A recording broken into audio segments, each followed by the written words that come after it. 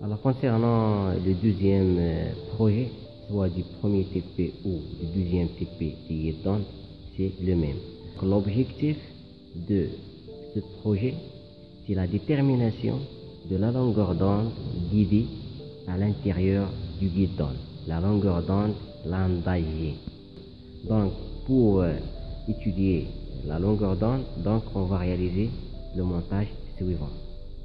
Donc on a oscillateur, après l'oscillateur on trouve l'isolateur, après l'isolateur on trouve le modulateur, après le modulateur on trouve l'atténuateur, après l'atténuateur on trouve l'onde-mètre, après l'onde-mètre on trouve la ligne à mesure et après la ligne on trouve le court-circuit.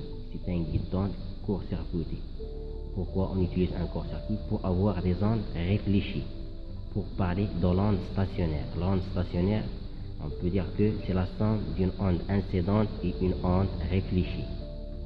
Donc l'oscillateur et le modulateur sont reliés au générateur et la ligne à mesure il est reliée par un câble avec l'otosmètre ou le rosmètre. Donc le montage de ce TP, alors on a l'oscillateur toujours relié par un câble avec le générateur, comme vous voyez, avec la sortie du générateur. Voilà. Alors la sortie entre 0 et 10 volts. Nous avons fixé la tension toujours à 8 volts pour un courant presque 0,5 ampères. Donc toujours l'oscillateur relié à la sortie du tension du générateur. Comme vous voyez. Après l'oscillateur, on trouve l'isolateur. Après l'isolateur, on trouve le modulateur. Alors le modulateur, il est relié par un câble à la sortie du générateur, la sortie de modulation. Vous voyez. Alors un signal de modulation carré avec une fréquence de 1 kHz. Donc la modulation du signal guidé à l'intérieur du guidon.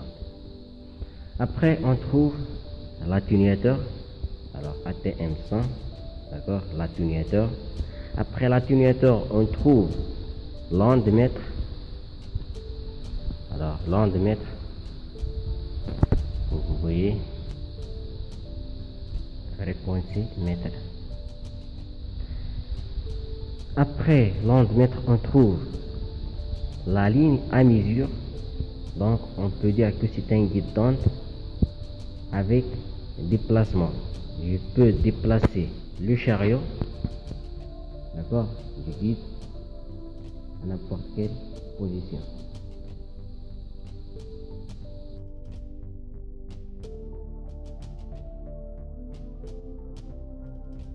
Alors, pour comprendre le principe de la ligne à mesure, je vous donne le schéma suivant. Alors, si on prend le cas d'un court-circuit, alors on a l'onde stationnaire se représente sous la forme suivante, comme une onde sinusoïdale. Alors on a ici la tension en fonction de la position. Alors soit on travaille avec la tension, soit on travaille avec la puissance. Alors on a une tension max et on a une tension min. Donc nous, qu'est-ce qu'on va faire? On prend à la référence Z0. Alors on prend la tension min. Par exemple sur l'écran du rosmètre, qu'est-ce qu'on va faire?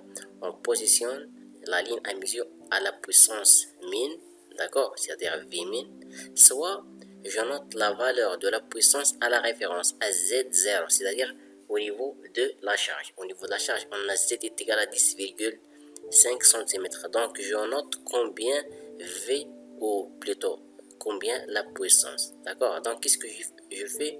Je déplace le chariot de la ligne. Donc quand je déplace le chariot, j'observe que l'aiguille de l'écran se déplace, soit elle augmente, soit elle diminue, ça dépend de la position. Donc si on suppose que l'aiguille se trouve au min, donc je me déplace vers la source, donc j'observe que l'aiguille augmente vers une valeur max, puis elle diminue. Donc quand je reviens vers la même valeur de la position initiale, je note la valeur Z1 sur la ligne à mesure. Z0, par exemple pour notre cas, c'est à côté de la charge, c'est 10,5 cm. Donc je me déplace, par exemple, je trouve 8. Donc c'est Z1. Et je continue, donc j'observe que l'aiguille augmente, après et diminue vers une valeur. Donc je reviens vers la valeur de la référence, je note l'autre position Z2 et ainsi de suite. D'accord?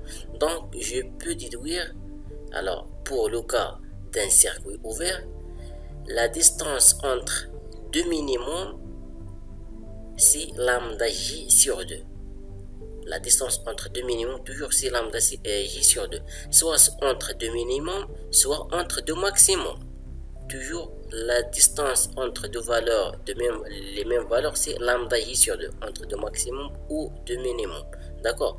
Donc, si on a les positions Z0, Z1, Z2 que nous avons déduit à partir de la ligne de mesure, je peux déduire les lambda J. Donc, lambda J1 sur 2 est égal à la valeur absolue de Z1 moins Z0.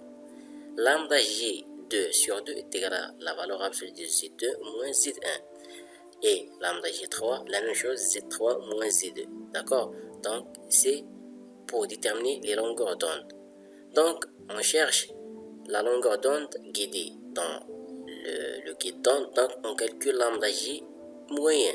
Donc, lambda J moyen, c'est la somme des lambda J sur le nombre qu'on a prêt pour notre projet. D'accord? Par exemple, pour notre cas, si on travaille avec 3 lambda J, alors lambda J1 c'est 2 fois Z1 moins Z0, lambda J2 c'est 2 fois Z2 moins Z1, lambda J3 c'est 2 fois Z3 moins Z2.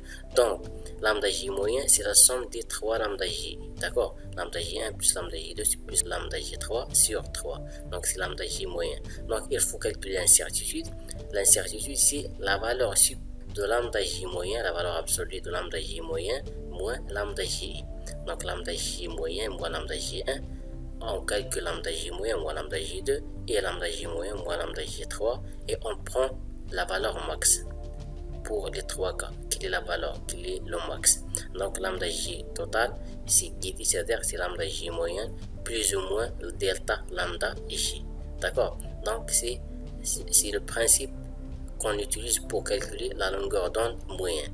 Pour calculer le rapport d'onde stationnaire, donc on prend la puissance max et la puissance min.